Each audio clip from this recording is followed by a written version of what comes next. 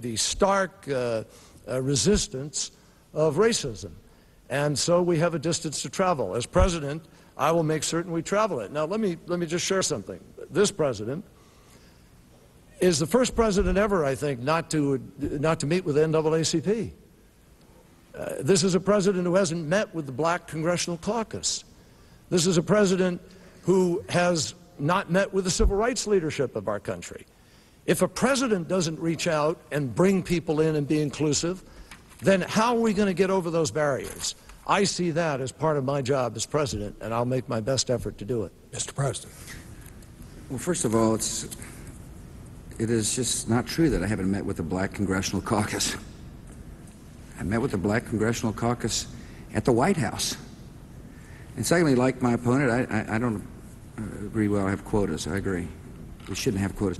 But we ought to have an aggressive effort to make sure people are educated, to make sure when they get out of high school there's Pell Grants available for them, which is what we've done. We've expanded Pell Grants by 1 million students. Do you realize today in America we spend $73 billion to help 10 million low and middle income families better afford college? That's the access I believe is necessary, is to make sure every child learns to read, write, add, and subtract early, to be able to build on that education by going to college so they can start their careers with a college diploma.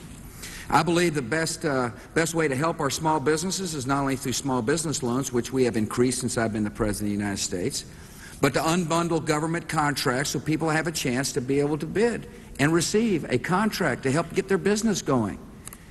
Minority ownership of businesses are up because we created an environment for the entrepreneurial spirit to be strong. I believe part of a hopeful society is one in which somebody owns something.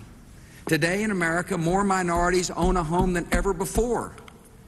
And that's hopeful, and that's positive. Mr. President, let's go to a new question. You were asked before the invasion or after the invasion of Iraq if you had checked with your dad. And I believe, I don't remember the quote exactly, but I believe you said you had checked with a higher authority. I would like to ask you, what part does your faith play on your policy decisions?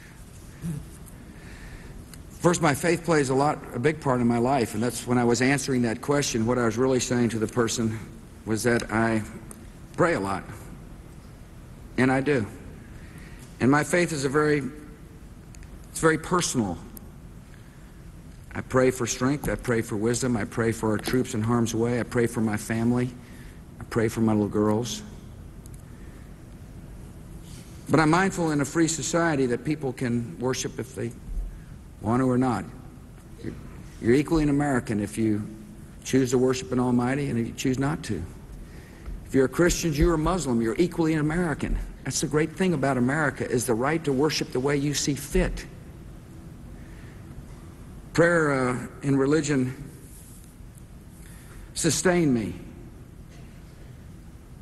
I receive calmness in the storms of the presidency. I love the fact that people pray for me and my family all around the country. Somebody asked me one time, well, how do you know? I said, I just feel it. Religion is an important part. I never want to impose my religion on anybody else.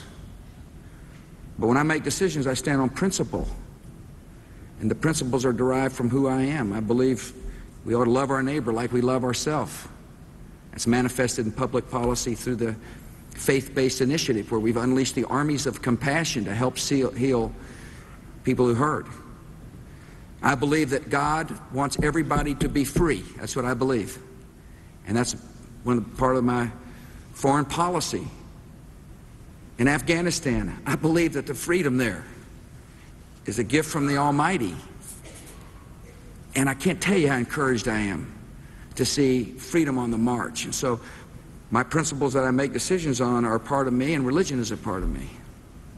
Senator Kerry? Well, I respect everything that the President has said, and certainly respect his faith. I think it's important, and I share it. I think that he just said that freedom is a gift from the Almighty. Everything is a gift from the Almighty. And as I measure the words of the Bible, and we all do. Different people measure different things. The Quran, the Torah, or Native Americans who gave me a blessing the other day had their own special sense of connectedness to a higher being. And people all find their ways to express it. I was taught, I went to a church school, and I was taught that the two greatest commandments are love the Lord your God with all your mind, your body, and your soul, and love your neighbor as yourself. And frankly, I think we have a lot more loving of our neighbor to do in this country and on this planet. We have a separate and unequal school system in the United States of America. There's one for the people who have, and there's one for the people who don't have. And we're struggling with that today. The President and I have a difference of opinion about how we live out our sense of our faith. I talked about it earlier when I talked about the works and faith without works being dead. I think we've got a lot more work to do. And as President, I will always respect everybody's right to practice religion as they choose or not to practice, because that's part of America. Senator Kerry, after 9/11, and this is a new question for you, it seemed to me that the country came together as I've never seen it come together since World War II. But some of that seems to have melted away. I think it's fair to say we've become pretty polarized, perhaps because of the political season. But if you were elected president, or whoever is elected president, will you set a priority in trying to bring the nation back together?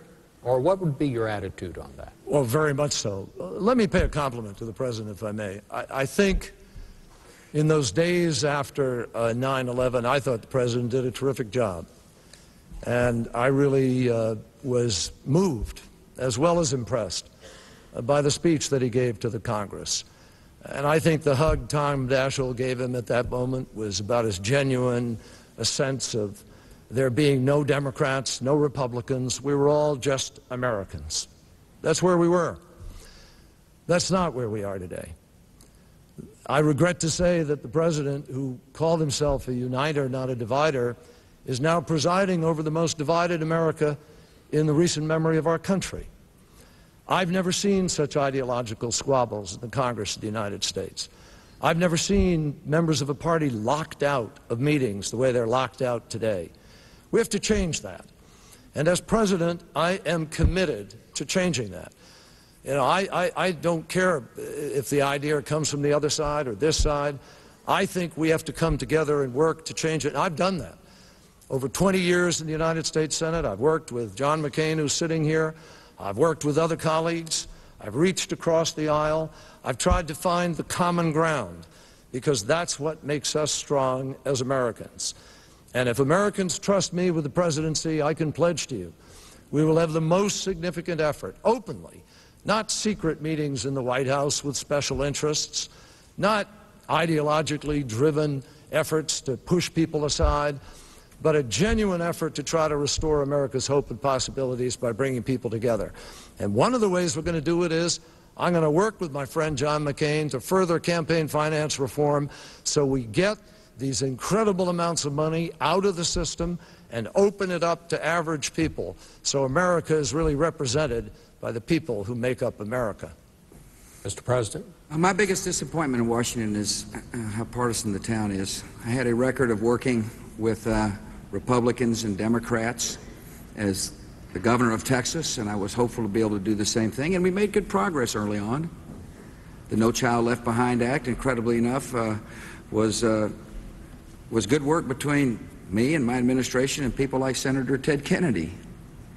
And we worked together with Democrats to relieve the tax burden on the middle class and all who pay taxes in order to make sure this economy continues to grow. But Washington is a tough town, and the way I view it is there's a lot of entrenched special interests there. People who are, on one side of the issue or another, and they spend enormous sums of money, and they convince different senators to tout their way, or different congressmen to talk about their issue, and they dig in. I'll continue in the 4 years to continue to try to work to do so. My opponent said this is a bitterly divided time. Pretty divided in the 2000 election. So in other words, it's pretty divided during the 1990s as well. We're just in a period, and we've got to work to bring it out. My opponent keeps mentioning John McCain, and I'm glad he did. John McCain is for me for president because he understands I have the right view in winning the war on terror, and that my plan will succeed in Iraq, and my opponent has got a plan of retreat and defeat in Iraq. We've come, gentlemen, to our last question. And it occurred to me as I came to this debate tonight that the three of us share something. All three of us are surrounded by very strong